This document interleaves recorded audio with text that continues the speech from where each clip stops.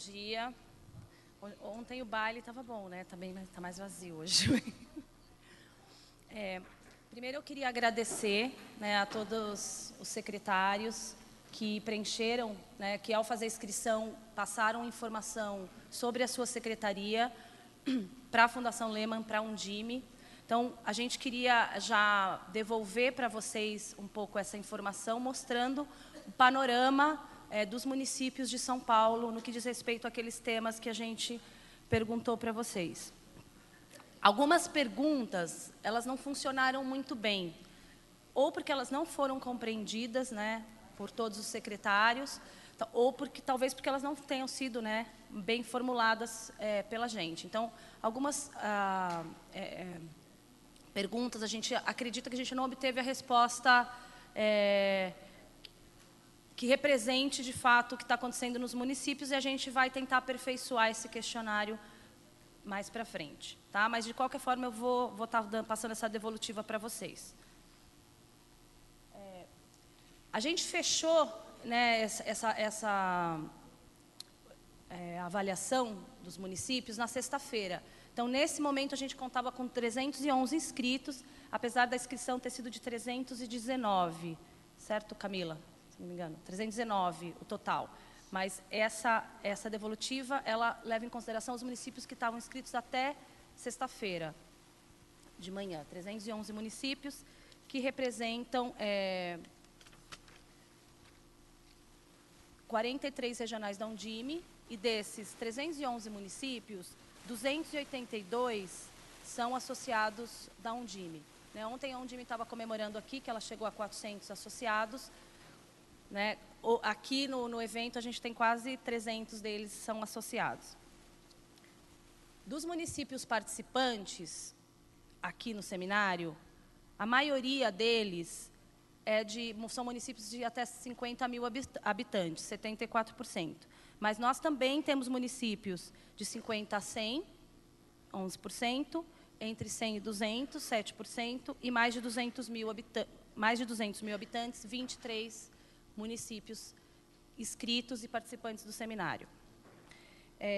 Com relação às diretrizes curriculares, uma pergunta que a gente já tinha feito para os secretários no ano passado, a gente voltou a fazer, dessa vez a gente perguntou para vocês, com relação à data que a diretriz foi aprovada, 61% dos municípios têm diretriz curricular. É um aumento com respeito ao que a gente tinha no ano passado. A gente tinha 57% dos municípios diziam ter diretrizes curriculares. Queria pedir para vocês fazerem uma correção na folha de vocês, porque esse número aqui não está correto na folhinha de vocês, tá? Nem esse aqui. Esse aqui sim, tá? Então, 61% dos municípios têm diretrizes curriculares no momento, e a maioria deles começou ou elaborou essa diretriz entre 2007 e 2011, o que mostra que esse tema ainda é um tema novo na agenda, né? Ainda faltam municípios elaborarem essas diretrizes ou essas orientações curriculares municipais, e quem o fez a partir de 2007. Muito pouca gente tinha feito, por exemplo, antes do ano 2000, apenas 25 municípios ou 13%.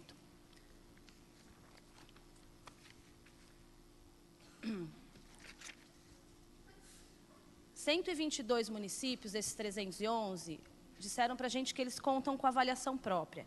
Como não estava especificado que essa avaliação era uma avaliação externa, e era essa a ideia que a gente tinha de fazer essa pergunta, a gente acredita que esse número saiu muito alto, né, que não necessariamente ele representa o fato de que 122 municípios têm uma avaliação externa.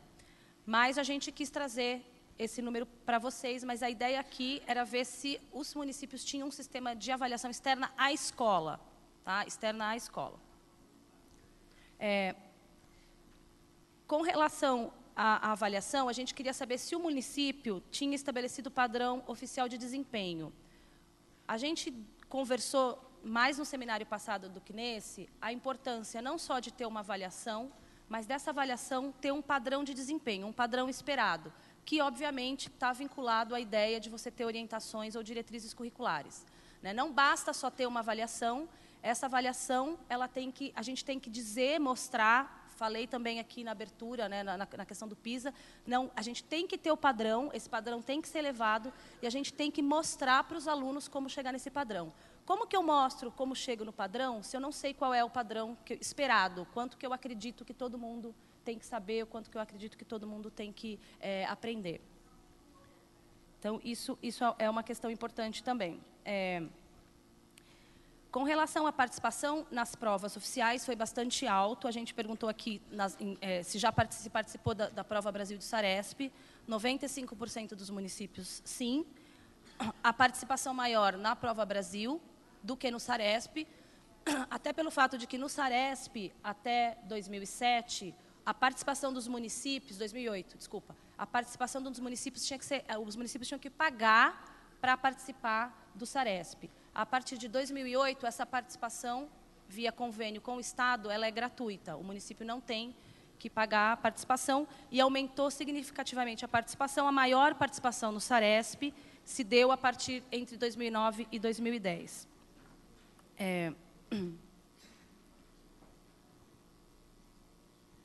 Com relação à autonomia ou empoderamento das escolas,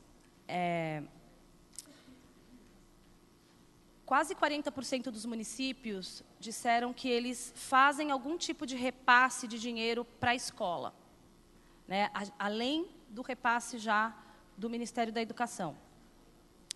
Com relação à seleção de diretores, a gente tinha uma gama bastante ampla de opções para os municípios responderem. E a gente baseou essa gama de opções numa pesquisa recente da professora Heloísa Luque sobre seleção de diretores.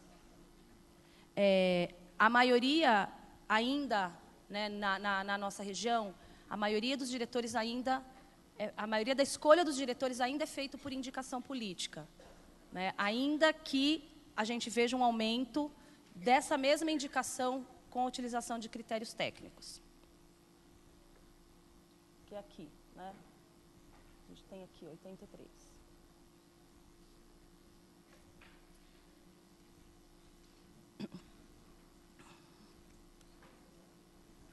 Com relação à carreira docente, 80% dos municípios que responderam ao questionário disseram que tem professor temporário na sua rede. A quantidade de temporário é baixa. A maioria deles tem menos do que 20% de temporários, né? Somente 17% aqui tem mais do que 20%. Então, 200 municípios têm até 20% de temporários. É um número baixo se a gente comparar com o número de temporários que a rede estadual tem, mas ainda é um tema, e vários secretários estavam conversando com a gente sobre isso, de como que eles têm tentado diminuir o número de temporários na sua rede. Com relação ao plano de carreira, a maioria tem plano de carreira, né? Ainda que vários, a gente sabe, está fazendo a revisão do plano de carreira. A próxima mesa, depois da mesa do LEMOV, vai ser sobre esse tema. A professora Marisa Abreu já está aqui. E a maioria dos municípios no estado de São Paulo elaborou esse plano de carreira antes de 2000.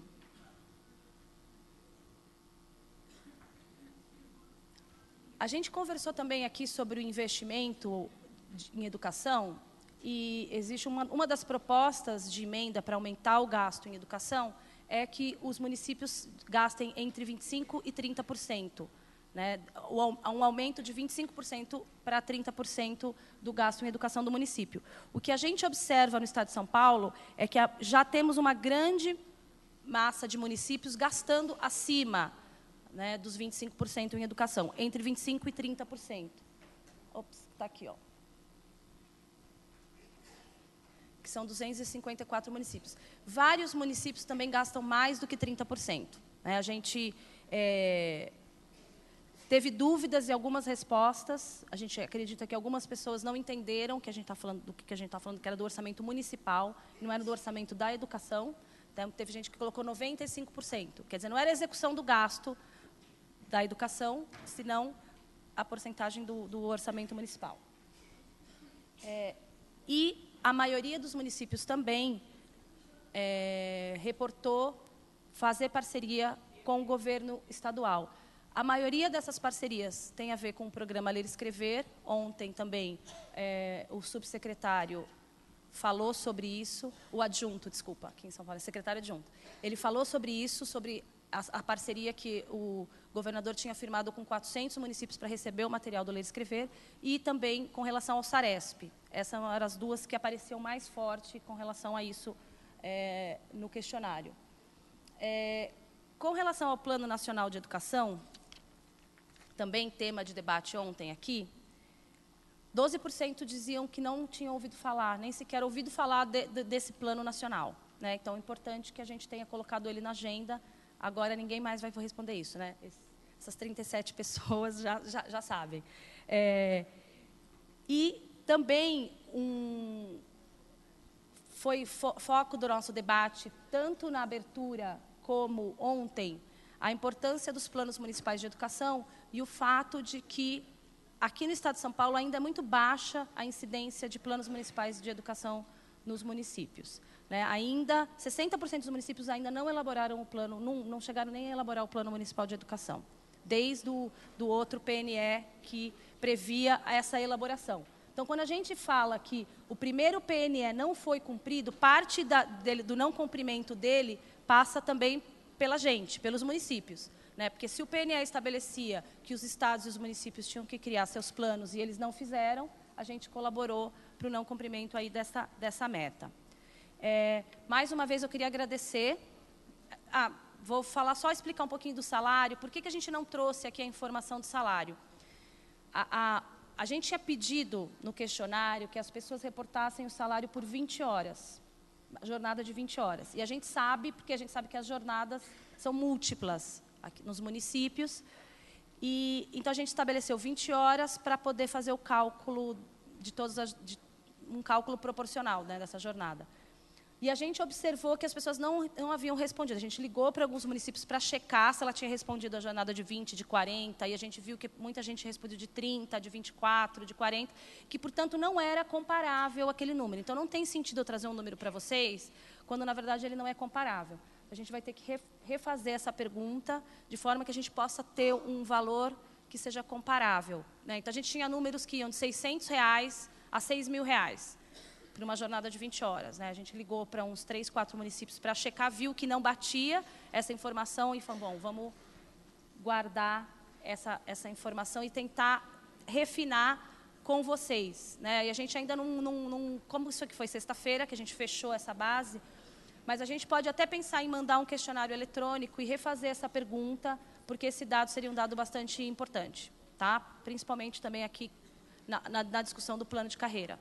Tá bom? Queria agradecer mais uma vez aos secretários que tomaram o tempo aí para preencher. Eu sei que tinha bastante pergunta, que ocupou o tempo de vocês, então foi importante a gente fazer essa devolutiva para que vocês vejam que a gente está utilizando essa informação, a gente não pediu à toa, e agradeço aí o esforço de ter preenchido, tá, gente? Obrigada. Eu chamo ao palco para falar sobre a importância dos padrões educacionais, o contexto da tradução do livro Aula Nota 10, Ilona Betzkerhazy, diretora de qualidade da educação da Fundação Lehman.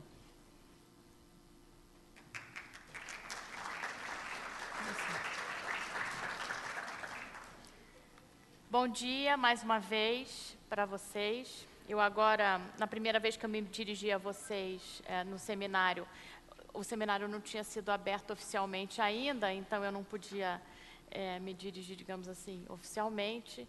Então, eu queria formalmente dar bom dia, agradecer a presença de todos vocês aqui. Agradecer, em primeiro lugar, o Conselho da Fundação Lehman, cuja generosidade permite que a gente possa estar aqui apresentando para vocês esses conteúdos e essa possibilidade de interação.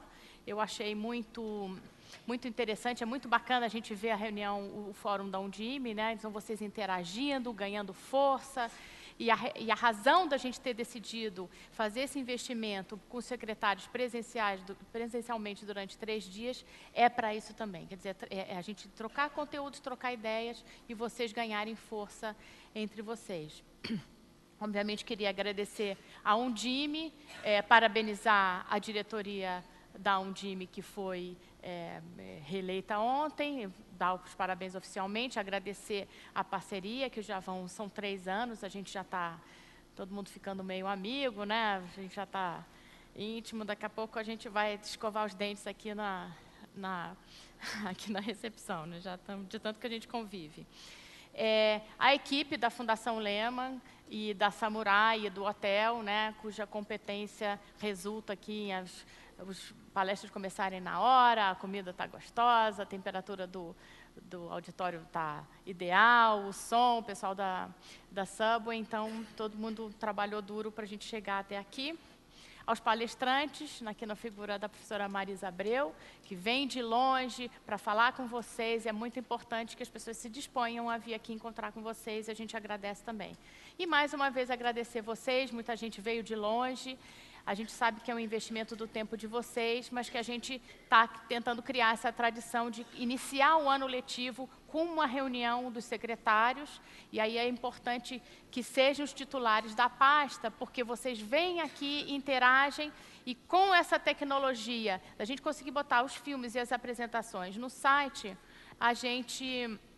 vocês podem dividir com as suas equipes. Então, aquela ansiedade, mas é a minha coordenadora pedagógica, mas é o meu professor que não viu. Agora, vocês podem, com maior tranquilidade, passar para as suas equipes tudo que foi dito aqui, e aí eu acho que o nosso investimento fica ainda mais multiplicado. Eu queria mostrar para vocês uma notícia que saiu no jornal Valor Econômico hoje, falando da parceria que foi anunciada aqui do governo do Estado com o governo federal. Acho que foi muito importante a palestra ontem de regime de colaboração. E eu sempre brinco que eu vou achar super legal quando o meu marido entender o que eu faço, né? Porque eu sumo de casa 3 dias e ele lê esse jornal aqui, né? Então, eu acho a educação chegar no jornal que os empresários leem dessa forma, aqui dando valor a um convênio que vai resultar, se tudo der certo, na melhoria da qualidade da educação no Estado, é uma coisa muito importante, gente.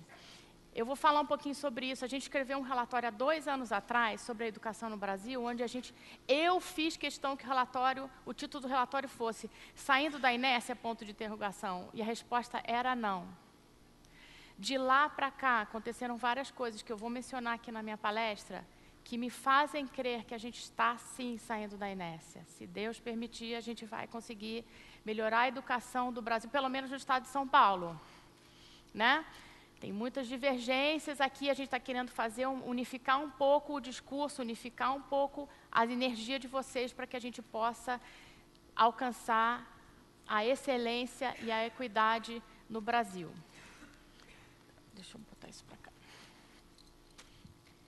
Bom, eu queria retomar, então para a gente entender o que a gente veio fazer aqui, por que a Fundação Lehman propôs, junto com a equipe o comitê de conteúdo da Undime, essa agenda para vocês. Eu vou retomar um resumo. Eu sei que é conteúdo demais, mas o bom também da tecnologia é que a gente pode rever algumas coisas. Eu mesmo, em algumas palestras, falei, bom, vou ter que rever, porque foi muita coisa para eu poder entender o que foi dito.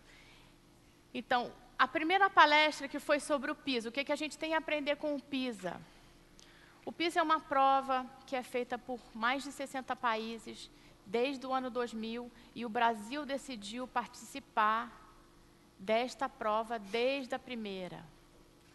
Lá na primeira, ninguém sabia o que era, não teve, na hora que saiu no jornal, enfim, foi uma certa pancadaria, porque o Brasil ficou nos 2 primeiros pisos no último lugar, né? O governo tomou muita pancada, mas foi uma decisão super importante, custa dinheiro para participar, e o governo decidiu aumentar a amostra brasileira para que a gente pudesse fazer inferências estatísticas sobre os estados. E foi com esses números que a Paula produziu a palestra dela. Foi um investimento muito grande do governo brasileiro, e a gente está agora, o relatório do PISA de 2009 é desse tamanho, não tem em português, e o que a gente fez é traduzir o resumo, sumário executivo do capítulo 4, que é o capítulo que fala do impacto dos achados do PISA nas políticas públicas, que foi o que a Paula apresentou para vocês. Vocês não teriam oportunidade de ter isso se a gente não tivesse feito essa tradução, porque não foi possível ainda para o governo brasileiro fazer isso, mas a gente acha, é tão rico o material que a gente queria que vocês, como gestores e formuladores de política pública nos seus municípios, tivessem acesso a essa informação. Tá? Então, vocês receberam um resumo traduzido do capítulo 4 e a gente vai ir soltando mais desse material nos nossos canais que eu vou falar aqui.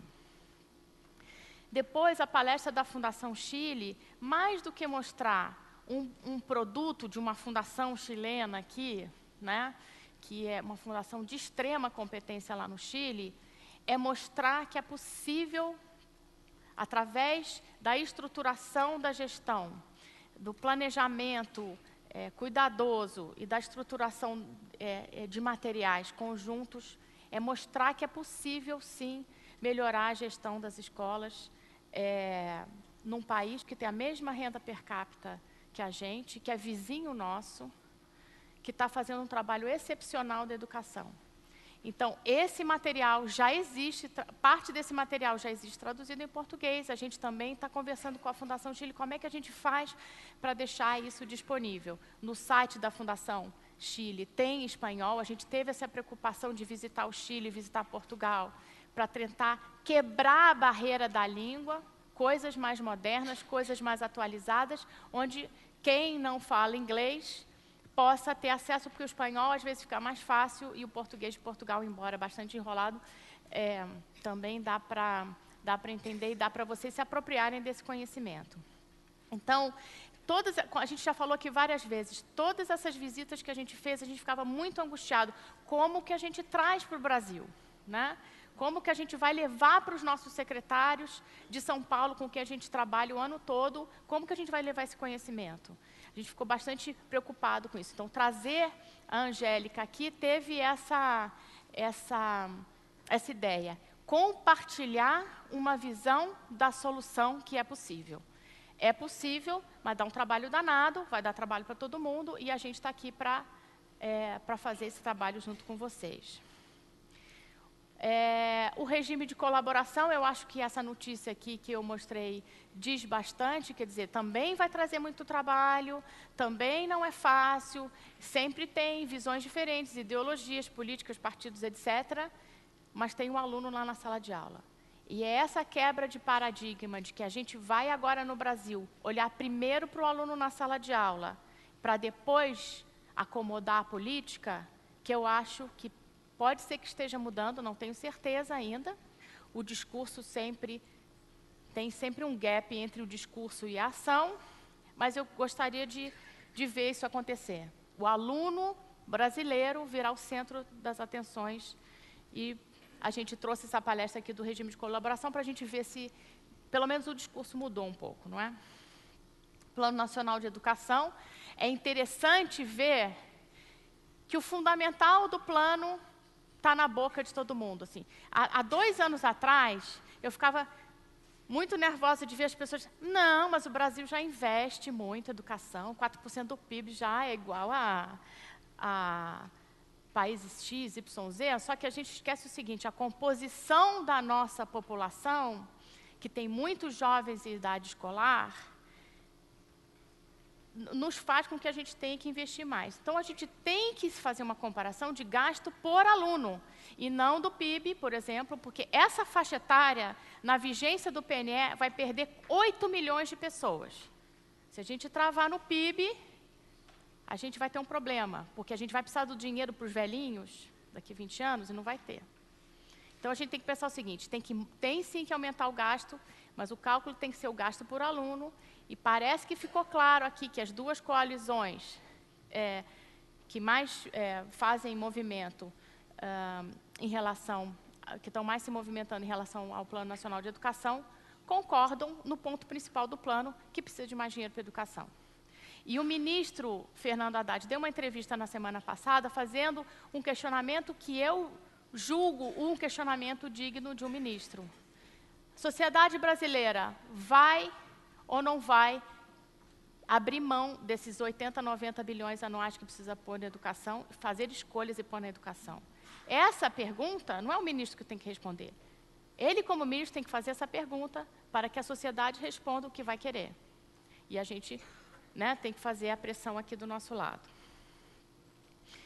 E depois a gente teve a palestra da Gabi, né, com a avaliação dos professores. A gente acha que isso também é uma outra quebra de paradigma que pode responder a pergunta se a gente realmente está saindo da inércia e se o Brasil realmente está no caminho de melhorar a educação que dá para a sua população. Bom, eu vou então apresentar rapidamente o trabalho da Fundação Lehman para que vocês entendam como que a gente chegou no LEMOVE, né? Como que a gente chegou aqui nesse seminário, mais ou menos já expliquei, como que a gente chegou no LEMOVE. Bom, então vou explicar brevemente a atuação da Fundação Lehman na educação. Opa. Primeiro aqui eu queria apresentar nesse slide um resumo dos 5 pontos da agenda institucional da Fundação Lehman na área de educação. Para que não tenha dúvidas. A Fundação pensa isto ou aquilo. Então, os nossos 5 temas estratégicos são esses que estão aí. E para cada um, eu queria deixar bastante claro qual é a nossa visão. Nós defendemos um currículo, e eu queria dizer uma outra coisa. A gente não tem opinião pessoal. A gente estuda dados, a gente estuda evidências, a gente transmite para vocês um resumo das evidências, né? Claro que tem sempre aí alguma subjetividade no que a gente possa estar dizendo, mas é uma subjetividade mínima em relação às evidências que a gente tem pesquisado já há alguns anos. Então, não tem como o Brasil avançar. Quando a gente fala avançar, não é a gente olhar para trás, frente àquilo que a gente não fez nos últimos 500 anos e achar que está indo bem. É olhar assim, como os países desenvolvidos estão fazendo para educar a sua população, porque nós somos a 7ª economia do mundo e não dá para a gente ficar se comportando como se ainda tivesse na Idade da Pedra, né?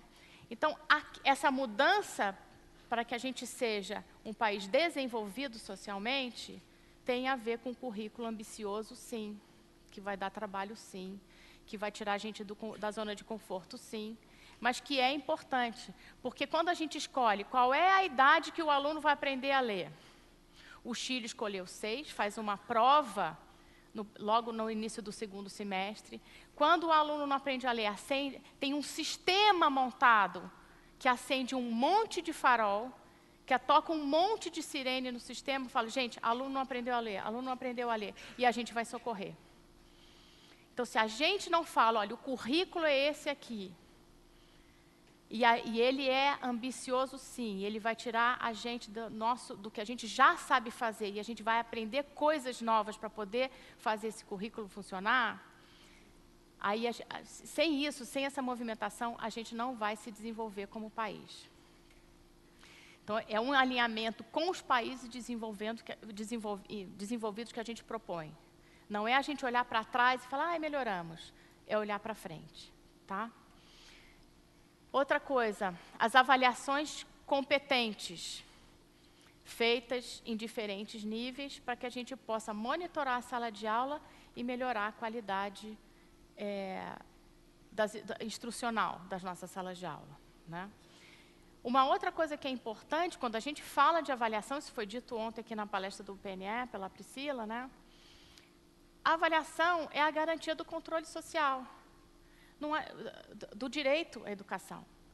Então, ela ajuda para o sistema funcionar melhor e ela ajuda a gente a garantir que o aluno está tendo o seu direito atendido.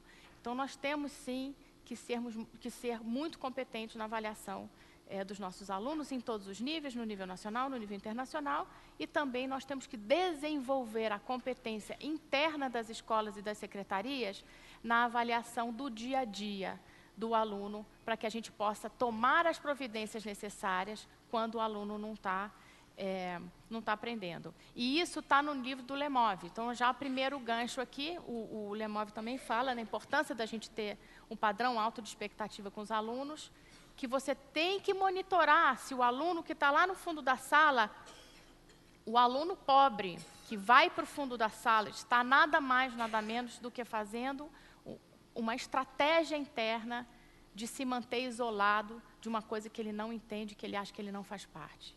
Se vocês, como professores, não quebrarem essa estratégia, vocês estão aumentando o fosso social, ajudando a manter o fosso social que existe no Brasil. Outra coisa que a gente defende também, o equilíbrio inteligente entre autonomia e responsabilização. A escola não vai bem, pancada na escola. A escola vai fazer tudo o que quer, não dá satisfação para ninguém. Não é isso. Nós temos que remontar os nossos sistemas educacionais de forma a que a escola seja uma unidade que toma decisões pedagógicas para cumprir um combinado que, se tudo der certo, vai ser nacional, de um currículo altamente ambicioso, mas que no dia a dia o diretor tem que ter alguma autonomia que seja para ele poder tomar decisões pedagógicas com a sua equipe. Para isso, ele precisa de um monte de coisa. Ele precisa de apoio logístico, ele não pode ficar se preocupado se a pia está entupida no banheiro, ele tem que estar preocupado com a equipe pedagógica dele. Então, a gente está vendo muito movimento assim, de autonomia, dar o dinheiro para o professor economizar a conta de luz, né? Paga a conta de luz, paga o telefone, porque aí a gente economiza, porque é mulherada que sabe ser mão de vaca, a gente economiza o dinheiro, tem que tomar conta das reformas, tem que fazer tudo e acaba esquecendo o pedagógico. Então, é importante que a autonomia para fazer o pedagógico de alto nível acontecer no nível das escolas. A garantia dos melhores profissionais em sala de aula, carreiras exigentes, remuneração condizente e rígido código de conduta. A professora Marisa Abreu vai falar sobre isso na próxima mesa. Eu não vou me estender muito, mas quando a gente fala de valorização do magistério, não dá para falar sem pesar duas coisas. Para valorizar o profissional, a carreira tem que ser muito mais exigente do que é hoje, e, obviamente, que a remuneração tem que ser condizente. Não se pode falar de uma coisa sem a outra. Aperta aqui, mas paga a mesma coisa. Paga mais e não aperta aqui. As duas coisas têm que vir em conjunto. E a gente propõe também, porque eu vou mostrar aqui 2 filmes que opõem 2 tipos de sala de aula, e a gente viu isso nas visitas que a gente fez. O magistério tem que ter um código de ética e de conduta. Tem que ter. Quando a gente viu, por exemplo, no Canadá, que a gente foi ver a ementa do curso de formação de professores da Universidade de Toronto, começa dizendo o que pode, o que não pode um professor fazer. Não é o código todo na frente, mas já dizendo, olha, para ser professor, pensa bem se você quer ser professor. Isso aqui não é brincadeira, não é para aquele que é o último da sala e que não estudou muito e aí vai ser professor por falta de profissão. Isso é valorização do magistério.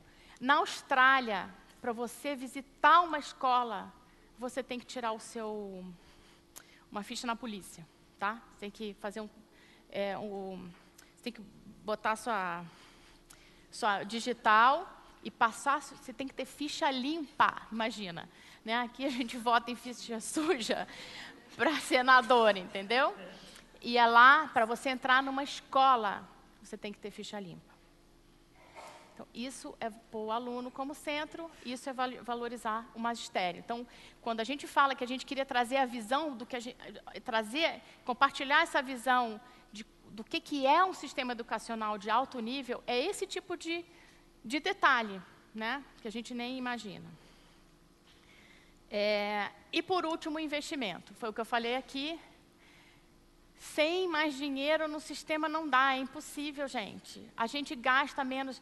Os gráficos de gasto, de comparação de gasto por aluno internacional, qualquer um que a gente olhe, o Brasil é sempre o último da fila. E tem um pior que a distorção. A gente gasta muito mais do que qualquer país no ensino superior. Então, essa proporção está caindo, o que significa que a gente está se aproximando um pouco mais da justiça social nesse tipo de gasto, mas a gente subsidia a classe média no ensino superior e a gente abandona o pobre na educação básica. Temos que pensar um pouco sobre isso, porque o cobertor é curto e as decisões de prioridade para a educação básica têm que ser tomadas. Bom, aí... Então, a gente faz 3 coisas. Que são grandes, a gente dividiu em 3 áreas assim, para facilitar. A gente tem um programa enorme de bolsas internacionais, bastante grande, pouco conhecido ainda, mas que está ficando mais conhecido aqui com o nosso diretor-geral, que está fazendo um trabalho junto com a Camila de promover as bolsas internacionais que a gente dá. Algumas delas já são para a área de educação, para que a gente tente formar uma nova geração de pensadores e pesquisadores de educação no Brasil que vão ajudar a gente nesses desafios. Alguns de vocês aqui conhecem a segunda bolinha aqui, são os cursos para gestores escolares aqui no Brasil, eu vou mostrar no próximo slide, e os estudos de disseminação de políticas públicas efetivas, que são essas pesquisas que a gente vem fazendo para entender quais são as melhores soluções para o Brasil. A gente tem, como o país é muito grande, né? Se a gente só morasse em São Paulo, se São Paulo fosse um país, já era grande, já é maior do que a maioria dos países do mundo.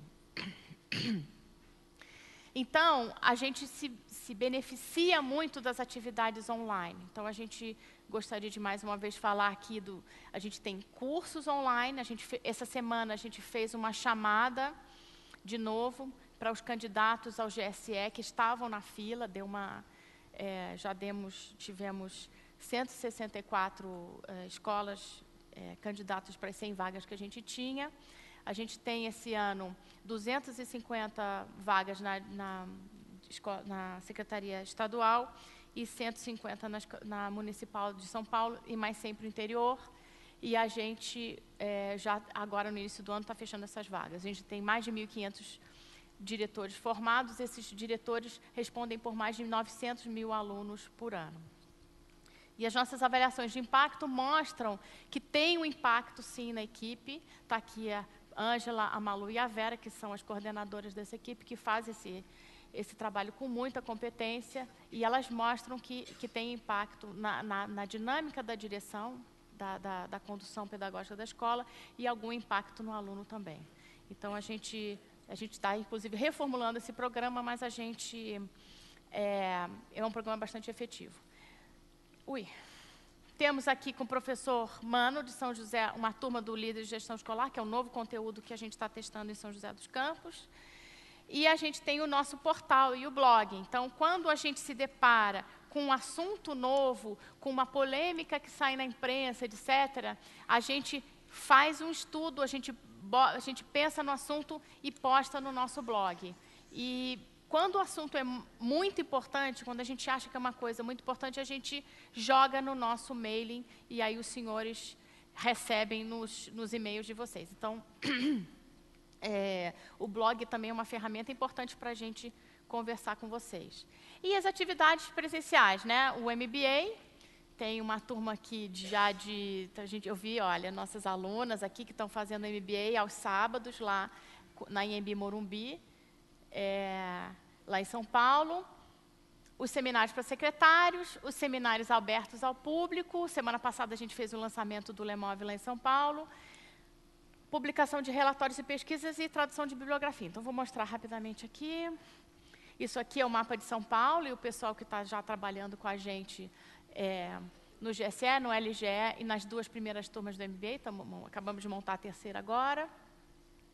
Esse é o nosso site, ele foi reformulado esse ano. E aí, todos os filmes ou dos nossos seminários, ou de, por exemplo, Camila faz uma viagem, alguém visita de fora, a gente tem alguma coisa interessante. Os palestrantes daqui, além das palestras, a gente faz entrevistas e a gente posta aqui para vocês poderem ver, para vocês indicarem para os seus professores, seu corpo pedagógico das suas secretarias. Então, está aqui à disposição de vocês, além de uma série de conteúdos, que é isso que a gente está fazendo, trazendo conteúdo para vocês pela internet. Esse é o nosso blog, Ideias em Educação.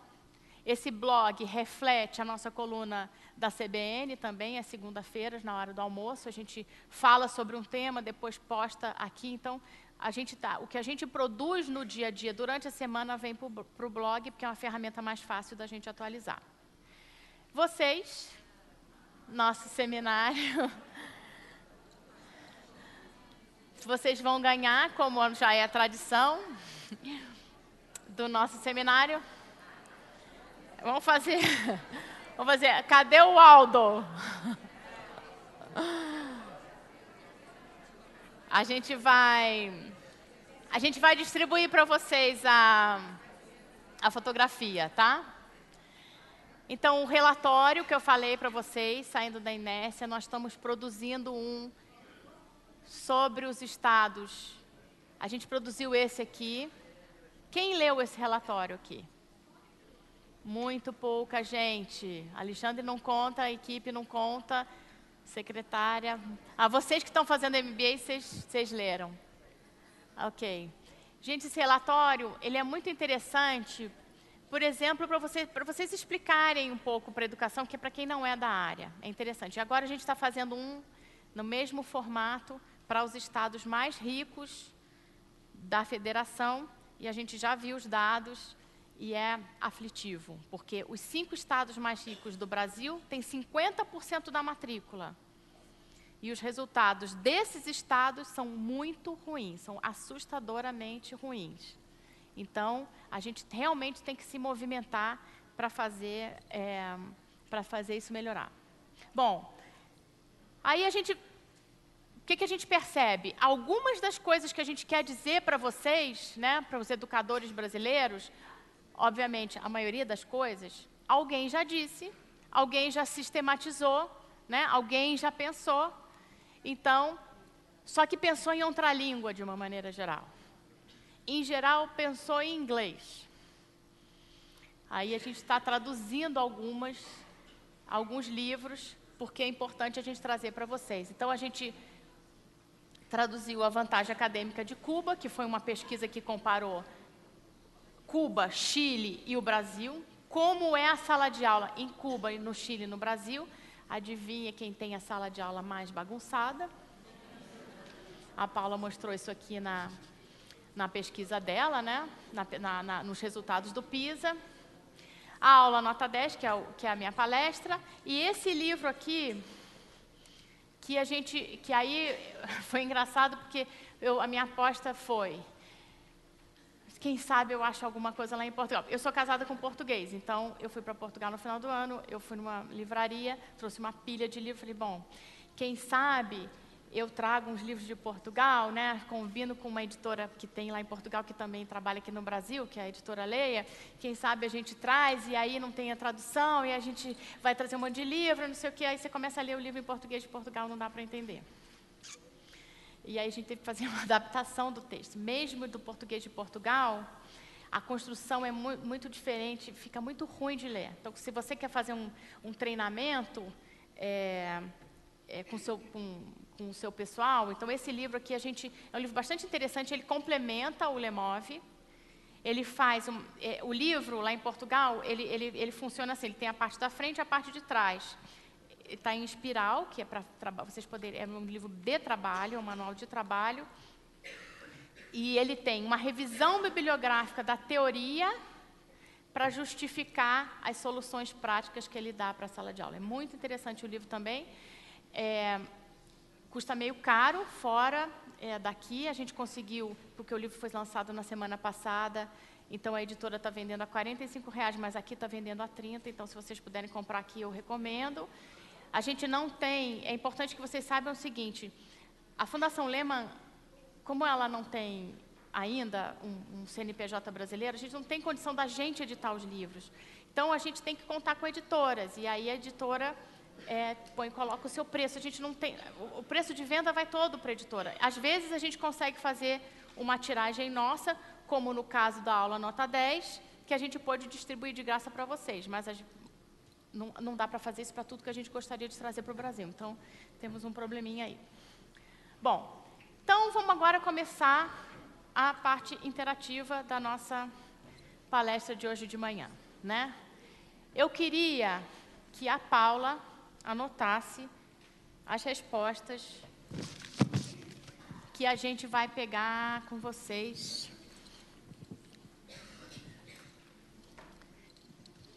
sobre as impressões do filme O Ensino-Aprendizado. Quem viu os filmes que nós passamos aqui nos intervalos?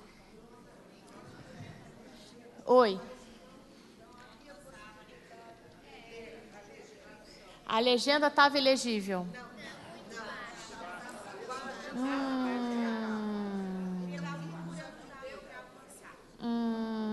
Temos um problema. Ai, ai, ai. Bom, quem conseguiu entender um pouco do filme? Entendeu? Vamos lá, Dirce. O que? Chamado oral. Vamos lá. Técnica do Lemov. Como é que chama o cold call? Bom, tem a técnica que você tem que chegar pelo aluno e pá! Dirce, o que você acha que o filme contribuiu para o seu pensamento sobre a sala de aula? Primeiro que eu já saí daqui cheia de ideia de chegar na minha escola, passar aquela experiência do aprendizado sem significação, para ver se eles conseguem passar os números dos RGs, e depois apagar, como vocês fizeram, é rapidinho a imagem que aparece, e depois eu passar realmente a dica daquilo dentro do contexto, para que seja melhor identificado, e ver como é que eles se sairiam, entendeu? Porque realmente eu tenho esse problema lá na minha rede. O ensino muito bobo, muito descontextualizado, entendeu? Por aí. O ensino que não faz cair a ficha, né? Quem mais viu o filme e quer dar uma contribuição? O que o filme traz para a gente aqui? Professora... Lembra que a gente tem que saber o nome do nosso aluno? Professora Ivone. Que o gestor também tem que ficar com o seu olhar para a sala de aula, ver o que está acontecendo lá. Porque ficou claro a diferença. Que a diferença na aprendizagem é o professor. Muito bem. Os 3 níveis dos professores, né? Mano, viu o filme? Passa. Não vi, estou frustradíssimo. Fiquei envolvido com o processo tão Jimmy e não vi no primeiro dia. Estou frustradíssimo. Mano, nota 0 na chamada oral. Quem mais viu? Gente, que horror. Professora Elaine. Muito interessante, porque o professor constrói o conhecimento junto com o aluno. Ele faz perguntas que o aluno vai respondendo e vai construindo junto. Ela não chegou lá e começou a passar o conteúdo.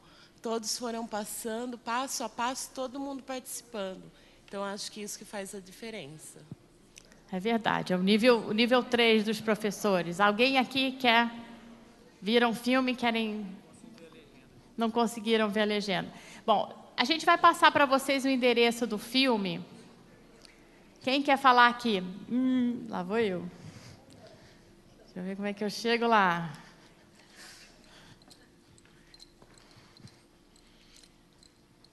Professora Neuza. Bom, o que eu vi no filme é que estas coisas estão acontecendo e nós já temos acesso a isso. Então, a gente está cansada de ouvir falar, olha, tem que partir da realidade do aluno, tem que entender como é que o aluno pensa, o professor tem que ser aquela mola propulsora. Mas o filme mostrou de uma forma didática, rápida, que ficou fácil para todo mundo entender, O que é esse trabalho pedagógico que a gente vê em todos os livros? Que, na verdade, desde a década de 80, nós estamos falando Piaget, e como eu sou dinossauro na educação, eu tenho que falar da era jurássica, né? E desde 80, a gente vê falar disso. Olha, em 1980, começou um trabalho na rede estadual da Emília Ferreiro e não sei o quê. Então, é isso. Mas a gente não consegue fazer essa transposição do que a gente está ouvindo para a prática na sala de aula. E eu achei que esse filme ele foi assim, muito didático e mostrou de um jeito simples, rápido. Como tudo hoje é muito rápido, se a gente pôr um filme de 1 hora para o professor assistir, depois de 15 minutos ele está lixando a unha, ele está vendo se a sobrancelha está certa, né? Se a unha não encravou, ele olha tudo, menos o filme. Então, com 15 minutos, 20 minutos, que é mais ou menos o tempo que leva o filme, dá para a gente conseguir segurar e depois abrir uma discussão e uma reflexão mais assim aprofundada da prática. Obrigada. É isso, foi por isso que a gente trouxe o filme aqui. Deixa eu ver com a professora Maria Inês, que é dar a contribuição dela também. Eu achei interessante que saber que é possível a gente fazer um aluno mudar. Daquele aluno que é omisso, que é despreparado, que não está desinteressado, fazê-lo chegar até o conhecimento, até a vontade de aprender, que é possível isso, e que muitas vezes nós descaracterizamos essa necessidade e alijamos o aluno. No entanto, nós precisamos acordar para isso, porque isso ficou muito claro. Esse filme é muito interessante mesmo. Quando eu vi a primeira vez, assim, foi no ambiente escolar também, no ambiente acadêmico, todo mundo ficou se sentindo mal, porque aí a gente sentiu aquela... Pode desligar aqui. A gente ficou realmente se sentindo mal, né? Porque a gente realmente separa os alunos. A gente dá aula para quem senta na frente, para quem tem uma mãe que contribui com a escola, para quem tem... Eu canso de visitar a escola e ver lá no fundo os alunos que não aprendem, não estão engajados e o professor não vai nem até o meio da sala. Então, quem teve a chance de ler o Lemov, já que vocês todos receberam? Quem teve a chance de ler? Muito pouca gente ainda, gente. A gente mandou para todos os municípios do estado e a gente entende que pode ter acontecido. O que o Correio devolveu, que me parece que não foram, que teve muito pouco, a gente ligou, confirmou o endereço e mandou de novo.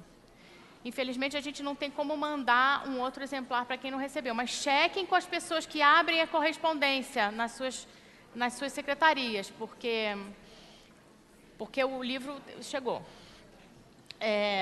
Bom, então vamos lá. O que a gente viu no filme? O filme está no YouTube. YouTube, youtube.com, tá?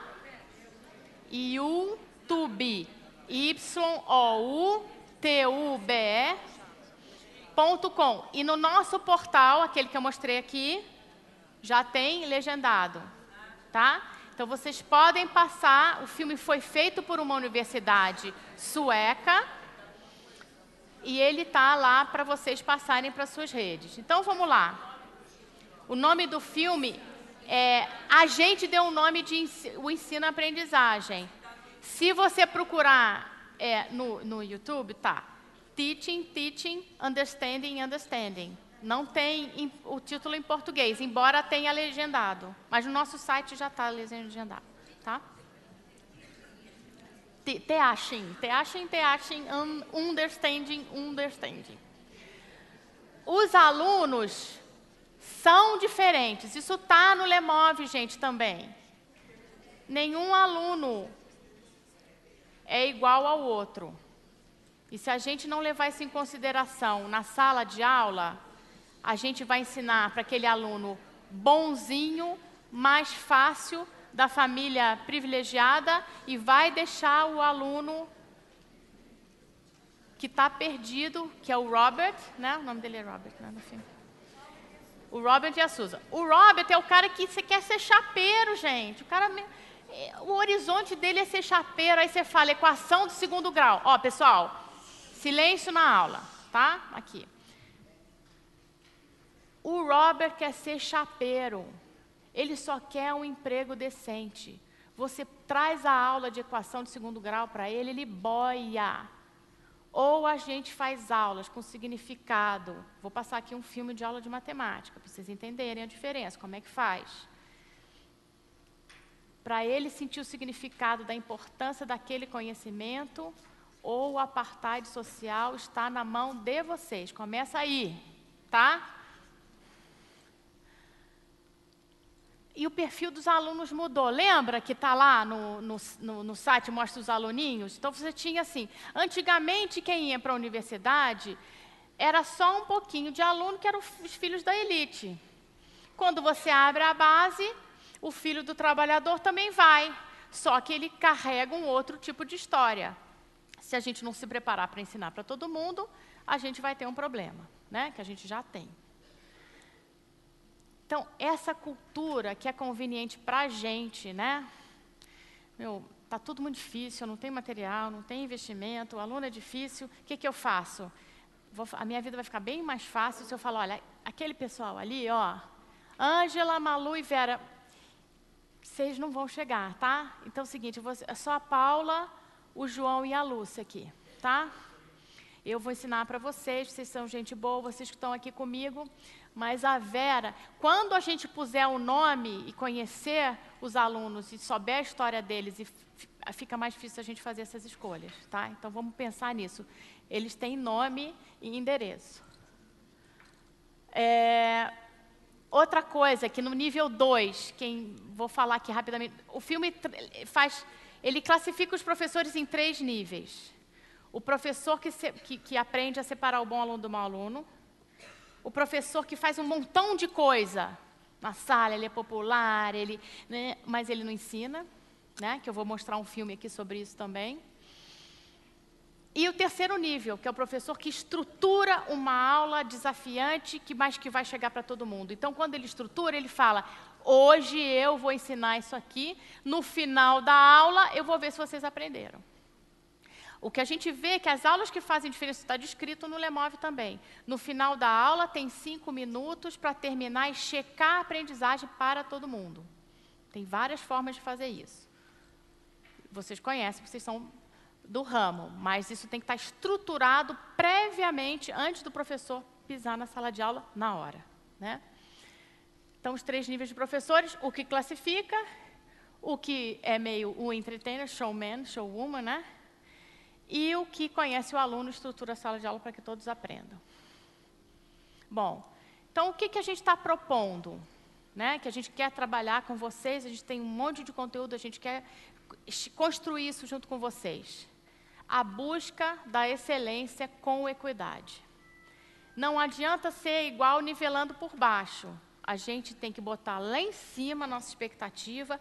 Todo brasileiro vai concluir o ensino médio aprendendo o mesmo currículo. A gente tem que acreditar que isso é possível, porque daí a gente corre atrás. Se a gente fala, não, uma parte aprende, outra não, a gente não se mexe, né? Então, para se mexer, tem que entender. Tem muito pouca pesquisa aqui no Brasil. É claro que a gente não vai reinventar a roda da pesquisa aqui sobre o aprendizado, os mecanismos cognitivos dos alunos, né, psicológicos, etc. Mas é importante a gente pesquisar também características sociopsicológicas, econômicas e cerebrais dos alunos brasileiros. Como que ele aprende? Como ele aprende disciplinas de ciências, de matemática e de língua? Como ele aprende a se posicionar numa sala de aula? Então, a gente tem que trabalhar muito aqui para entender isso aqui. Como a gente desenha, né, aulas interessantes com significado para que a gente tenha oportunidades iguais de aprendizado para todo mundo. Eu tive a oportunidade, quando a gente fez essa visita que a gente fez na Universidade de Stanford, que fica na Califórnia, todo dia a gente ia visitar a escola e as escolas eram para alunos pobres, a maioria delas. E eu tinha, 2 meses antes, ido visitar uma escola, foi por acaso, eu visitei a escola britânica de Boston, que atende a elite do estado mais desenvolvido, digamos assim, academicamente dos Estados Unidos, que é onde tem um monte de universidade, então é um povo pensante mesmo. Imagina a escola britânica que atende a elite. Foi maravilhoso ver a mesma aula que eu vi lá na escola que atende as pessoas mais ricas do estado mais desenvolvido dos Estados Unidos e ver os alunos pobres da Califórnia tendo a mesma aula. É isso, é a mesma aula. É a mesma coisa que a gente dizer que, por exemplo, a escola mais famosa do Brasil, que tem o melhor Enem, não vou dizer que tem a melhor aula do Brasil, mas a mesma coisa que você dizer... O aluno... Estava conversando com o professor Antoninho hoje. O aluno da zona rural, do professor Antoninho, ter a mesma aula que o aluno do São Bento tem. Que tal? Né? Então, e a gente tem que aprender a verificar, tem que ter obsessão para verificar, e tem que verificar toda a aula. Não é esperar o Enem, não é esperar o Saresp, não é esperar a Prova Brasil, senão não dá. A gente tem que desenvolver a capacidade de verificação do aprendizado durante a aula, a cada mês, a cada bimestre, a cada unidade do conteúdo. Tem que fazer, gente, senão a gente vai falando, mas você sabe muito bem quem não está aprendendo, né? Ao longo do tempo vocês vão vendo isso, mas a gente tem que botar isso no papel para poder se responsabilizar por essa informação, né? Então, isso tudo aqui para a gente correr atrás da excelência com a equidade. Bom, princípios que embasam o livro Nota 10, tá? O livro foi escrito por um professor uma pessoa apaixonada por educação, que viu, acho que 6.000 horas de filmagem de sala de aula. Outra coisa importante para vocês saberem, aqui no Brasil, observação de sala de aula, filmagem de sala de aula é tabu. Nos países desenvolvidos, é o ar que as pessoas respiram na formação de capital humano para a educação. É o ar que elas respiram. Não se supõe formação de professor sem observação estruturada de sala de aula. Não é ir lá e falar, joia a sua aula. Não é isso. Esse ponto aqui, se você dedicasse mais 1 minuto, você conseguia cativar. Ou você ficou muito tempo nesse ponto, para que a pessoa melhore a sua aula, né? Treinamento, como se faz em medicina, como se faz em futebol, né? Mais chuta a bola mais, com mais força. A gente treina alguns profissionais no nosso país, por que a gente não faz com o professor, né? Então, outra coisa. Então, a preocupação dele, ele fez isso porque ele queria mapear as competências dos professores que conseguem fazer com que os alunos mais pobres aprendam, que são os alunos mais difíceis da gente ensinar. Tudo na escola tem que estar em função do aprendizado do aluno. E o uso do tempo é fundamental, gente. Eu sei que vocês, quando lerem, eu e a Paula, a Camila, a professora Guiomar, quando a gente estava fazendo a tradução do livro, a gente falou, caramba, a hora que o professorado brasileiro viu o negócio de cronometrar, passar a folha, o povo vai chiar. Só que o que acontece? Quando você põe na sua cabeça que o tempo de instrução é sagrado, fica óbvio. Vocês vão ver aqui que a gente vai passar eu acho que não vai pegar o filme do Fantástico, mas assim, meia hora. Olha, gente, vamos aqui fazer essa tarefa. Lá vai a aula.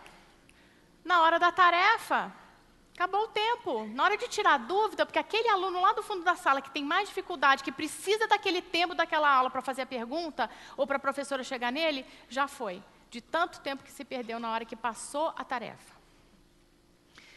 Então, isso pode soar esquisito quando vocês lerem no livro, mas é isso. É o compromisso com o aluno que regula, né, que motiva essa técnica que ele diz no livro. O bom é o que funciona. Eu acho que vocês vão passar um pouquinho de raiva, porque ele fica falando... o Lemov faz umas certas brincadeiras em relação às teorias pedagógicas, mas ele não desconsidera, senão ele não estava tendo o sucesso que o livro está fazendo nos Estados Unidos e tem até um certo ciúme com o pessoal da academia americana, mas ele não é que ele está jogando tudo fora, porque o resultado do que ele filmou também é embasado em teoria, mas ele faz uma certa troça, vocês vão ver quando vocês lerem. E a criatividade do professor não é dom, intuição, inspiração. Ele, logo no começo do livro, na abertura do livro, ele fala isso. Um artista, um jogador de futebol, um jogador de basquete, de beisebol, etc., um cantor, treina. Às vezes você tem uma pessoa que tem dom, mas se a gente for esperar os superdotados da comunicação e da educação para educar a nossa população, dançamos. Ou a gente cria essa capacidade de formação de profissionais de educação de alto padrão com aulas estruturadas, com um novo currículo de pedagogia, com uma nova maneira de ver a sala de aula, ou a gente vai ficar achando, aquele professor é genial, não sei o quê. Ele é genial porque ele tem um dom? Não, isso se aprende a fazer. É possível aprender a ser um excelente professor. E é o que está no livro e que a gente está querendo falar para vocês, né? Bom, eu queria falar aqui, eu vou falar um pouquinho aqui, eu não vou ficar falando técnica por técnica, mas no capítulo 9 tem uma coisa que eu queria chamar a atenção. Porque até o capítulo 8, as técnicas são super picadinhas, faceizinhas de lembrar. Foi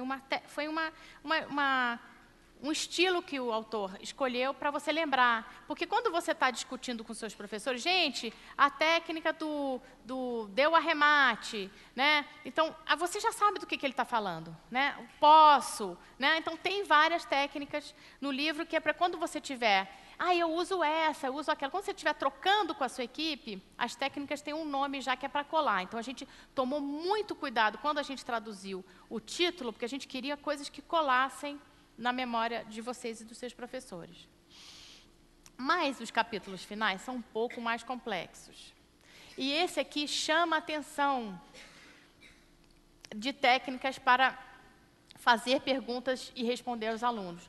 Porque, se a gente fosse resumir, eu já falei isso aqui, né? Se a gente fosse resumir a capacidade de ensinar a uma única coisa mais simples de tudo, que de vez em quando é bom a gente fazer isso, né? É fazer pergunta difícil. A pergunta, a gente vai aprender, a gente vai fazer com que os nossos alunos aprendam quando a gente fizer perguntas muito difíceis para eles.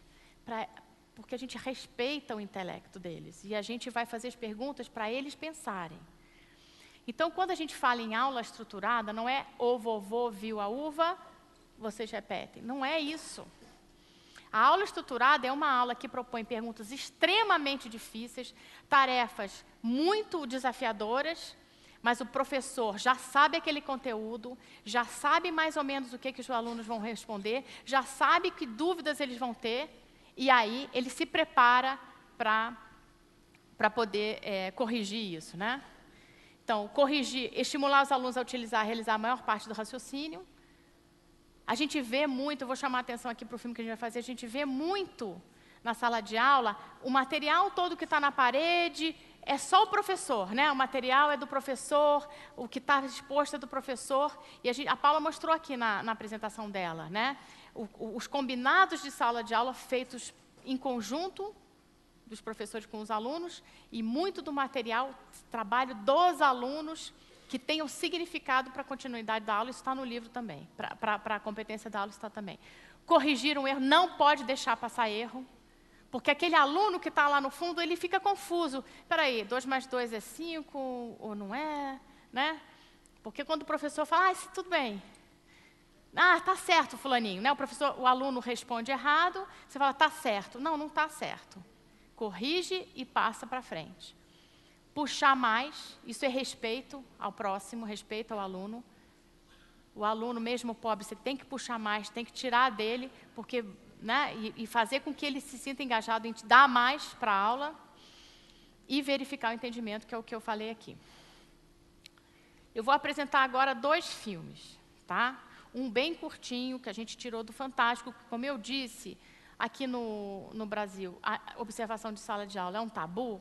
A gente não tinha filme assim para mostrar para vocês. A gente achou que o CD que vem junto com o livro não era a melhor opção, então a gente vai mostrar para vocês 2 contextos. O contexto quem viu aqui a série do Fantástico, a turma 1019? 1901. Bem pouquinha, bom, algumas pessoas viram. Tá. A gente vai passar um trechinho dessa aula. Essa escola é uma escola que fica na cidade do Rio de Janeiro, que tem aproximadamente 400 alunos do ensino fundamental 1 e 2. Essa série foi feita no Fantástico no final do ano passado, numa turma de 8ª série. Eles descrevem o perfil socioeconômico dos alunos, são alunos, de uma maneira geral, mais pobres. A escola fica na Tijuca, no Rio de Janeiro, mas numa área cercada por comunidades carentes. Então, os alunos vêm, na sua maioria, dessas comunidades. E a gente vai passar esse filme. Por favor, pessoal, o filme da professora do Fantástico. Melhor os assuntos do coração. Vamos falar de sentimentos. Por estar no ar na sala da turma 1901. Mas será que alguém aqui tem experiência para falar disso?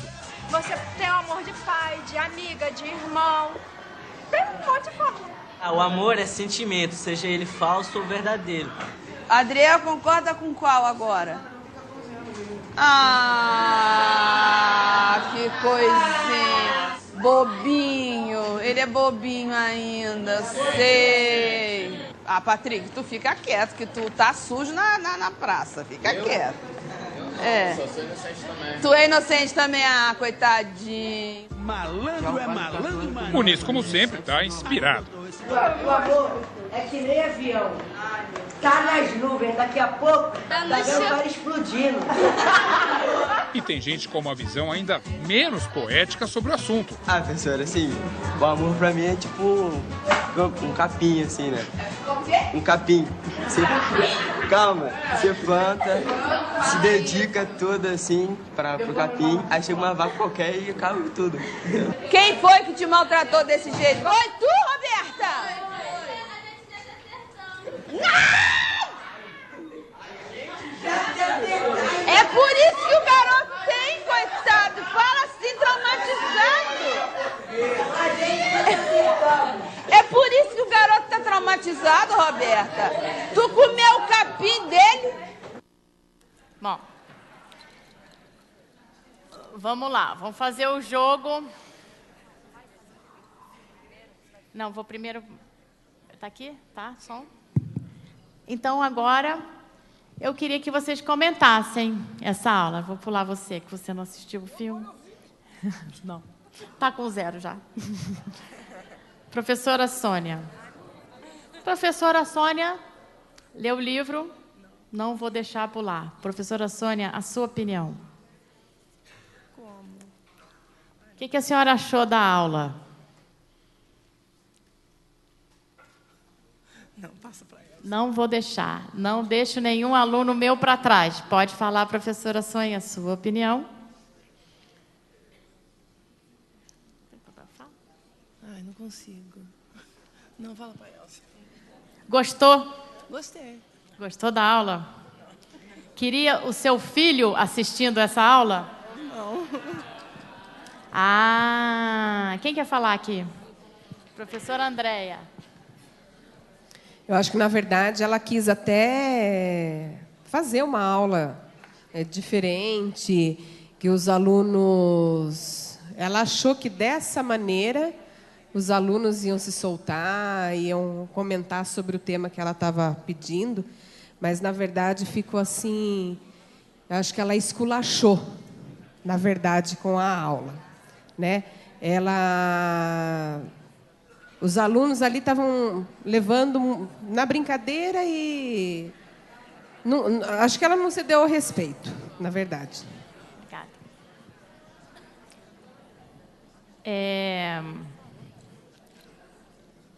Algum outro comentário sobre... Professora Miriam, quer fazer um comentário sobre a aula do Fantástico?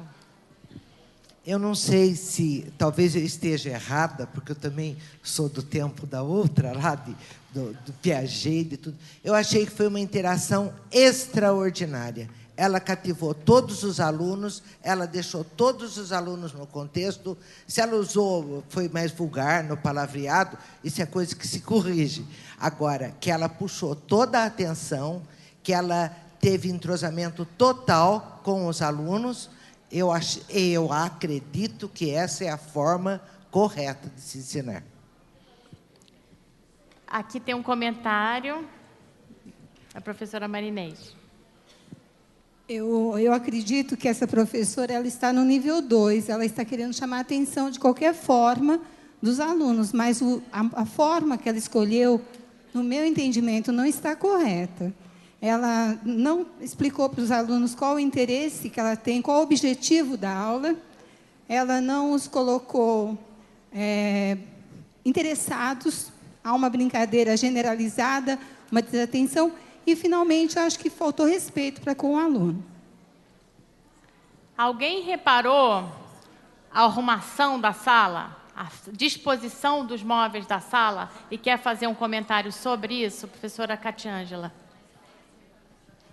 Olha, no meu ponto de vista, eu acho assim que o professor hoje, nós temos que recuperá-lo, sabe? O nível que ele se igualou ao nível do aluno. Eu acho que não pode, por exemplo, jamais eu aceitaria um filho meu numa aula daquela. Para começar, eu percebi que ela estava totalmente despreparada, ela usa um linguajar assim muito...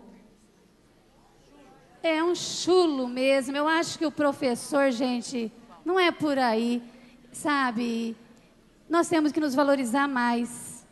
E não é por aquele caminho, uma aula totalmente desorganizada, carteiras fora do lugar, sabe? Alunos que falam qualquer coisa.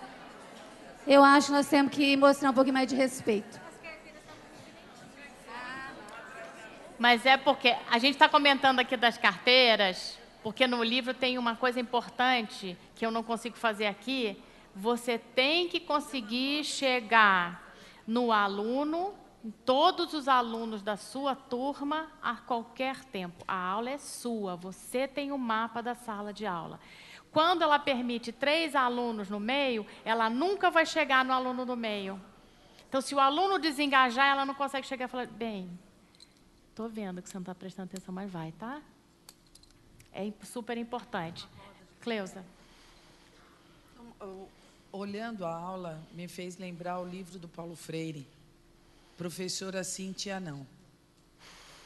Né? Eu acho que essa professora não leu esse livro, porque a gente tem que ter uma relação de professor e aluno. A função da escola é produção de conhecimento. Você pode ter momentos informais, mas não transformar essa informalidade numa relação de uma proximidade que não estabelece o respeito nem entre eles e nem entre ela e eles. Agora, o que me chamou a atenção, o tamanho da sala de aula, mesmo que ela quisesse, Ilona, separar os alunos, ela não conseguiria. Então, aí eu acho que tem uma questão de estrutura. Sequer você tem uma janela que possa olhar ao lado de fora, ela é pintada, né, toda fechada, está todo mundo fechado, num mundo fechado e apertado. Os alunos sequer tinham espaço para se movimentar sem que cada um invadisse o espaço do outro. Então, por isso que eu lembrei na hora do professor Cíntia Não. Obrigada. Eu vou passar o outro filme. Faltou só uma coisa. Os erros de português também, da professora. Tu vai, tu fica, não é possível.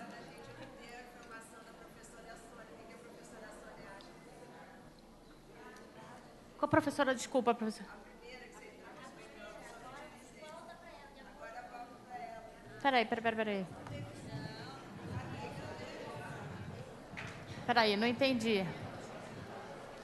Peraí, não entendi aqui. A professora Sônia... Ah, a professora Sônia que falou do filho? Exatamente, que não quis responder. Cadê ela? Peraí. Ela que não quis responder. Muito obrigada. Professora Sônia, a senhora vai ter que falar. Seus colegas querem a sua opinião. Vamos lá, professora Sônia, você pode. Não posso. Fala! Gostou da aula? O que você falou para seus colegas? Compartilha com a gente. É isso que está acontecendo na sala de aula hoje. Que a conversa é assim, professor e aluno se tratam dessa maneira. E a gente vai tentar mudar isso. Só para terminar aqui, tá? Por favor. Na minha opinião, ela é o retrato da confusão que o conceito de construtivismo trouxe para a nossa cultura escolar hoje. Que isso, na minha opinião, existe uma confusão muito grande, né? Que o construtivismo ficou banalizado, ficou como tudo pode, a partir até do professor. Então, agora vamos ver uma outra realidade. Gente, vamos terminar? Vamos terminar. Vou passar porque eu já estou ficando sem tempo. Vamos passar o segundo filme. Deixa eu mostrar uma coisa. O segundo filme... Atenção aqui, pessoal, comigo. O segundo filme... Vou fazer uma explicação. Nós estamos coletando imagens positivas, competentes de salas de aula brasileiras. Não deu tempo ainda de trazer para vocês. Então, na mensagem, eu não quero que fique a mensagem de que a gente não acredita... Meu tempo acabou. Que a gente não acredita no professor brasileiro. É o que eu tenho hoje para trazer para vocês. Mas a gente já está coletando imagens positivas e competentes porque elas existem, tá? Só que não deu tempo. Sim, senhora. Olha, a gente vai mandando, vamos fazer que nem o Lemov. Vocês vão mandando os filmes, a gente depois vai fazer o nosso CD lemoviano. Vamos lá, o segundo filme rápido que eu estou sem tempo já. Okay, so this is a kind of an application of the distance formula that we've been working with. And what's going to happen is, I shouldn't talk to the board. What's going to happen is, we're going to break this down. Your literacy objective this week has been to break down word problems. And we've been doing a little bit of that, but I want to do one more before we finish the distance formula for now. So, Lena takes the bus from Mills Market. Why am I reading? Somebody else read. Thank you, Tulane. Lena takes the bus from Mills Market to the candy shop. Mills Market is 3 miles west and 2 miles north of Belldon Park. The candle shop is 2 miles east and 4 miles south of Belldon Park. How far is candle shop from Mills Market? Perfect, thank you. So what we're going to do here, what's the central location? What's the location that both of them are in terms of? Mills Market. London, I'm thinking Park. it's the park, right? London. Mr. Crowley, did you want to answer? London. So let's make the park 0, 0, okay? And if we're going to go west, which way will that be on the axis? That way. Negative, right? Yep. Okay. If I can get hands, it would be easier, all right? What about 2 miles north? Who can tell me what would do if it was 2 miles? Yep. Yeah, so we're going to go left 3 units and up 2 units to get to, what is that, the market? All right. So let's do that. So this is the market, right? Yep. And if you don't have enough room on your agenda, you can flip it over and do it on the back. So, who can tell me what you think the coordinates would be for the candle shop? Go ahead, Laura. Hold on, I need the lines. Oh, okay. Do you want to come up here and make them? Isn't that the scrap? Yeah, but I forgot to bring up my dry erase board today. my marker, I mean. So she's going to make lines. That's easier. Okay, so she put 2. Good. Do you want to label that the candle shop or CS or something? Good. Thank you. Awesome. So she did 2 miles east and 4 miles south. So she went to the right and down on the axis. So what would the coordinates be? How would I write the coordinates? X, Y, so it'd be 2. Good, Jessica. Good. So that's the candle shop, right? Yep. And what would the market be? You want me to? Yes, go ahead. Sorry, Jessica. X, Y, 3, 2. No, negative 3. Good. Negative 3, 2. So now we have 2 points. So from all that mess of words, we got 2 points, right? Mm-hmm. And on the MCAS, they do this a lot too. They make it wordy, and it's your job to break it down. So that's why we're going to practice this. So what do I do now? How far is the candle shop from Mills Market? What do you think? Jessica? You do the distance formula, right? Yeah, we're going to do the distance formula, right? We've been doing that. So what do I do with these points? X, Y. Wait, hands, Jock. Yeah. So this would be X1, Y1, X2, Y2. And some of you use the 4 steps. Actually, there's 5. What's up? Oh, no. Oh, give me a second, okay? Some of you use the 5 steps that we worked on. Remember those? Yep. Subtract and square, add them, all that stuff. Right. Some of you use the formula. So we can do it both ways if you want. Remember, who can read me me the formula? Somebody new. Who can go first? Jonathan, thank you. X2 minus x1 parentheses squared. Good. Plus y2 minus y1 parentheses squared. Good. Awesome. So Edgar, what do you think we're going to do with the points? Well, you subtract x2 and x1. Good. So do you use the steps or do you use the formula when you do it? I use the formula. Okay. So what would I write? Do you want to do it? Do you want to come up? Oh, yeah. Wait, this is probably a better piece of chalk. Kind of dusty. All right. So what numbers are you going to put in? -3. Good. Minus. Good. 2. Good. Everyone following this? You know what numbers he's putting in and why? Yeah. Watch him, because you're going to check his work. I put plus. Yes, but what little thing did you forget? Square. Oh, square. There you go. Good. Plus.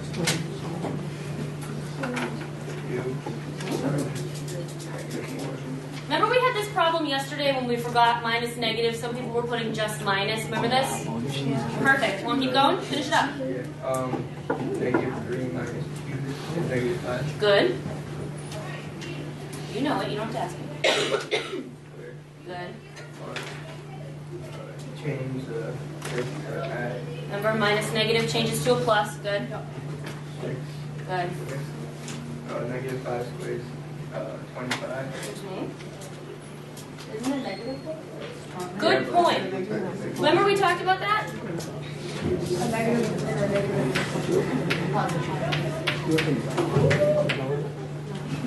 Good. What one thing did you forget to put over that?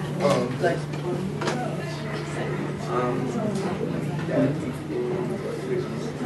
Good. Good stuff.